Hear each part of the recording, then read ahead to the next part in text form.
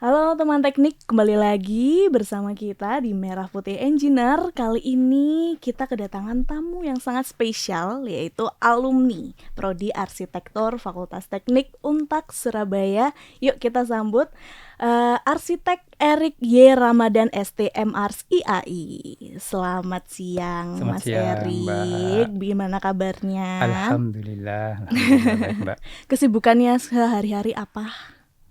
Biasa, Mbak, ngomong teman-teman karyawan. Punya konsultan sendiri ya, Ya, konsultan arsitek ya, konsultan betul ya. arsitek, betul. Ya. Di mana kalau boleh tahu? Kebetulan di rumah kami, Mbak, di Bangkalan, Mbak. Di Ya. Bangkalan. Baik. Nah, teman teknik, jadi Mas Erik itu penelitian tesisnya itu dengan judul Pola Transformasi Rumah Adat Madura Tanian Lanjeng menuju Modernisasi Arsitektur, teman teknik. Jadi kayak saya waktu baca ya Mas ya, kayak Tanian Lanjeng ini sebenarnya apa gitu loh Mas. Aku juga bingung ya kan. Boleh dijelasin secara bahasa bayi ya Mas ya, karena kita semua juga nggak tahu gitu Tanian Lanjeng ini seperti apa. Silahkan. Baik, sederhananya Tanian Lanjeng itu sebenarnya bukan rumah ya, Mbak, tapi sebuah pola dan tatanan masa.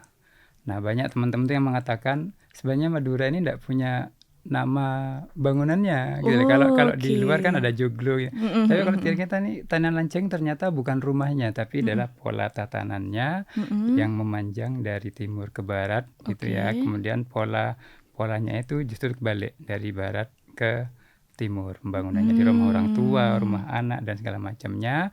Kemudian ada musolanya yang sebagai orientasi utamanya, sekaligus sebagai ruang tamu gitu. Kemudian di depannya ada dapur.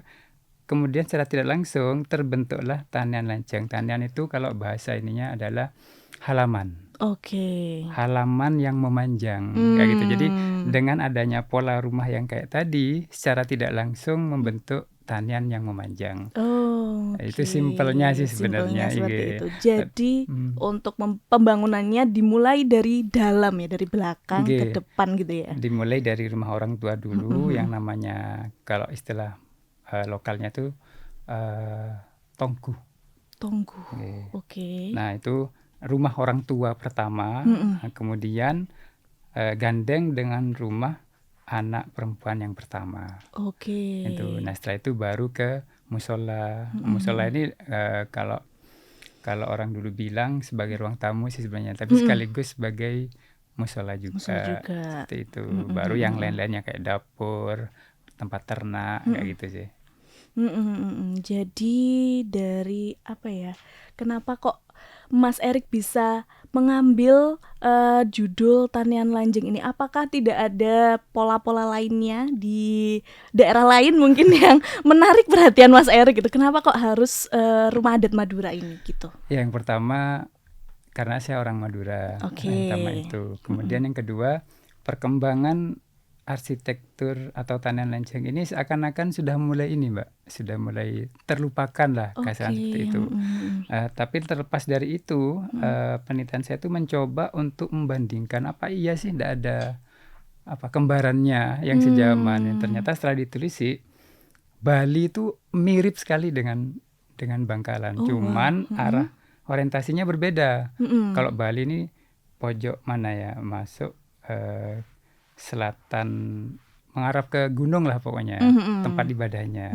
Sedangkan di Bangkalan atau di Madura itu di musolanya ini arahnya ke barat gitu loh. Nah, namun ini yang menjadi sangat saya sukai, tatanannya sama, Mbak. Cuman kalau di sana ada musola, adanya itu ruang tamu. Kalau di Bangkalan atau di Madura itu mungkin dulu sebelum Islam masuk menjadi ruang tamu mungkin ya. Nah, setelah Islam masuk atau peradaban 1400 tercatat, itu terbacanya tuh kobong atau musola. Kayak gitu sih. Jadi cukup unik sih. Unik, kemudian bentuknya pun juga. Nah, ini nanti mungkin di pertanyaan berikutnya akan saya jelaskan karena saking uniknya gitu loh yang di Bangkalan ini. Oke. Jadi mungkin karena saya juga baru baca gitu ya tentang Tanian Lanjeng. Apa sih Tanian Lanjeng ini? Waktu saya searching, oh ternyata adalah salah satu rumah adat Madura ya, begitu. Oke. Jadi apa sih menurut Mas Erik ya yang dari generasi muda sekarang ini yang mungkin melihat kayaknya kurang menarik deh. Ini apa sih rumah adat apa sih gitu? Kalau Tanian Lanjeng ini sebenarnya bukan tidak menarik ya, Ndak ya. Sebenarnya Tanian Lanjeng sendiri ini, kalau mau saya jabarkan sebentar gitu ya. Dulu Madura itu terbagi 3. Madura Timur, Madura Tengah, dan Madura Barat. Nah sekarang kan jadi 4 kabupaten ya. Nah yang Madura Timur itu sudah terkontaminasi dengan model joglo karena penjajahannya Mataram ke sana, ke Sumeneb sama Pamekasan gitu. Sedangkan yang tengah sama yang barat, Bakalan sama yang Sampang ini masih orisinil kayak gitu. Nah, penelitian saya itu masuk ke yang barat, ke yang Bangkalan sama yang Sampang. Dia yang kalau orang bilang kastanya itu menengah ke bawah ya kan, karena tidak ada raja dan segala macamnya. Tapi kalau yang di Pamekasan sama Sumeneb ini sudah joglo banget sebenarnya, cuman memang tatannya kayak tadi sama memanjang gitu, tapi bentuknya tuh mirip joglo. Nah, penelitian saya itu ada satu penelitian yang saya pikir penemuan yang cukup lama sekali deh kayaknya terlupakan sama orang. Nah, mungkin anak-anak muda sekarang ini melihatnya sudah bukan tren lagi kalau melihat fisiknya gitu lah. Namun bagi mereka yang sudah pernah tinggal di Tanian Lanjeng ini, saya yakin dimanapun dia berada, dia pasti akan membawa ini. Karena Tanian Lanjeng itu Mbak, terbentuk bukan karena bangunannya, tapi karena sosial di dalamnya. Gitu loh. Bagaimana dengan lingkungan, bagaimana dengan masyarakatnya. Jadi orang tua ke anak itu ada susunannya sendiri gitu loh. Sampai sekarang pun pada saat kita penelitian itu banyak bangunan yang berubah sudah bentuknya bukan itu lagi, namun tatanannya masih seperti Tanian Lanjeng yang sekarang. Nah, saya pikir mungkin regenerasi ini kurang memahami secara dalam sehingga dia menganggapnya ya uslah kayak gini aja gitu. Tapi secara tidak langsung dia tetap mempertahankan itu gitu loh, dengan jaraknya rumah dengan langgar tadi, dengan musola, dengan tempat makan itu masih sama walaupun bentuknya sudah modern. Kayak gitu sih mungkin. Ya. Betul sih. Dan kalau misalnya nih Tanah Lanjeng ini dijadikan sebagai living laboratory atau laboratorium hidup gitu ya Mas Erik ya. Menurut Mas Erik sendiri itu bisa nggak sih dipelajari oleh mahasiswa arsitektur? Nah, justru ini cita-cita saya Mbak sebenarnya. Kebetulan ada dosen juga yang mendukung, boleh sebut nama deh. Jadi dia ini benar-benar melihat, waduh ini bagus sekali Mas Erik, ya apa dijadiin lab saja. Saya pikir, wah sangat setuju Ibu gitu loh. Hanya saja Madura ini kan memiliki apa ya istilahnya kebudayaan yang kalau orang luar itu melihatnya kok gini ya gitu. Padahal enggak seperti itu juga. Nah, kita harus masuk dulu ke di mana dia berada, kemudian kebudayaannya seperti apa, kemudian baru kita kayak semacam bekerja sama dengan departemen atau Bangkalan sendiri atau kalau di Bangkalan ya, untuk bisa dijadikan satu tempat itu belajar ya lab gitu loh. Kalau tidak seperti itu, ini generasinya apalagi ekonomi lemah, akhirnya mereka lepas dan ini. Nah, di tempat saya ini di tempat kita meneliti ini kita dapat satu Mbak, ada satu yang masih masih orisinil. Ya mungkin karena kondisi keluarganya ya sehingga tidak bisa meneruskan, hanya masih. Nah, ini kalau bisa masuk ke peraturan daerah, wah ini sangat bisa sekali. Jadi semua mahasiswa orang umum pun yang mereka hanya taunya dari cerita bisa langsung belajar. Bahkan bisa dibuat living ya sebentar, semalam 2 malam gitu kan, cukup bagus itu Mbak. Iya betul. Karena suatu budaya ini kan jangan sampai punah begitu ya. Jadi kalau bisa dibuat untuk living laboratorium yang bisa dipelajari oleh mahasiswa arsitektur gitu ya Mas ya. Begitu. Bagusnya lagi nih ngapunten ya, jadi dia nih bangunan ini bisa beradaptasi. Gitu loh. Yang tadinya hanya menggunakan bahan di sekitarnya kayak kayu, bambu dan segala macam, ini bisa beradaptasi dengan material modern nih. Gitu loh. Yang tadinya kena rayap, nah sekarang enggak apa-apa mau diganti seng gitu ya. Tapi tidak merubah ini gitu posisi loh. polanya gitu ya. Iya. Next question Mas Erik. Jadi dari penelitian Mas Erik sendiri, hasil penelitiannya ya, elemen apa yang paling krusial untuk dipertahankan agar tanian lanjeng ini tuh tidak punah begitu, Mas? Yang pasti kayu ya, Mbak. Nah, ini kayu dan ukirannya. Oke. Itu satu. Kemudian yang kedua bambunya. Karena dua ornamen ini yang saya pikir benar-benar membuat rumah ini esentrik gitu loh, menarik gitu loh. Dari depan sudah kayu, walaupun ada beberapa yang berubah karena modernisasi, ada dinding setengah, tapi tidak secara keseluruhan dia menutupi bambu sama kayunya ini. Nah, dua elemen ini sebenarnya kalau orang dulu di mana ada tanaman lancang sudah pasti ada tanaman itu. Nah, ini sekarang ini yang banyak ditebang, banyak ini jadi apalah gitu. Yang ini mungkin, tapi sekarang kan banyak ini ya, banyak material yang memiliki kapasitas hampir sama dengan itu, yaitu laser cutting sebenarnya, tapi tidak seindah orisinilnya. Kayak gitu sih, Mbak. Kalau yang lainnya rata-rata aman sih, kayak bentuk keramiknya itu hampir bisa ditemui sekarang. Oke. Kayak gitu.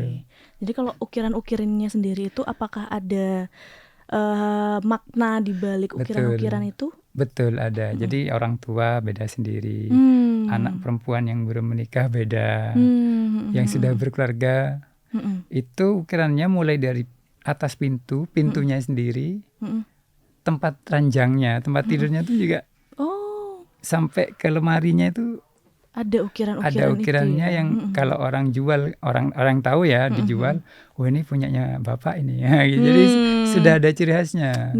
Gitu, seperti itu. Oke. Terus agak kepo nih, kenapa kok anak perempuan, Mas? Kenapa kok nggak anak laki-laki gitu? Banyak yang sebenarnya seperti ini, lebih ke menjaga marwah perempuan. Sebenarnya seperti itu. Bagi orang Madura, laki-laki itu bisa bebas untuk menentukan dia tinggal di mana. Oke. Tapi kalau perempuan, dia mulai dari sebelum berkeluarga sudah dijaga tuh. Jadi pada saat ada tamu mengucapkan salam di depan gerbang, tapi tidak ada orang, ini perempuan tidak boleh jawab Waalaikumsalam itu tidak boleh kalau perempuan. Cukup dalam menjawabnya tidak kedengaran kayak gitu. Tapi kalau ada bapaknya itu nanti dikenalkan tuh boleh.